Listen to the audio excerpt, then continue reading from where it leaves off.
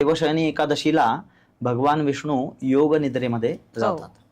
मग असं म्हटलं जातं की त्या कार्यामधला म्हणजे या सृष्टीचं चलनवलन हे करण्याकरता म्हणून पृथ्वीचा जो काही कार्यभाग आहे हा भगवान शंकरांकडे त्या काळामध्ये असतो, सोपवला जातो. म्हणून या काळामध्ये शंकराची उपासना जास्तीत जास्त करावी. आणखीन एक उदाहरण याच्याकरता एक पुराणामध्ये गोष्ट बघायला मिळते की माता पार्वतीने शंकरांना पतिस्वरूप आपल्याला हे लाभावेत म्हणून शंकराची आराधना केली होती.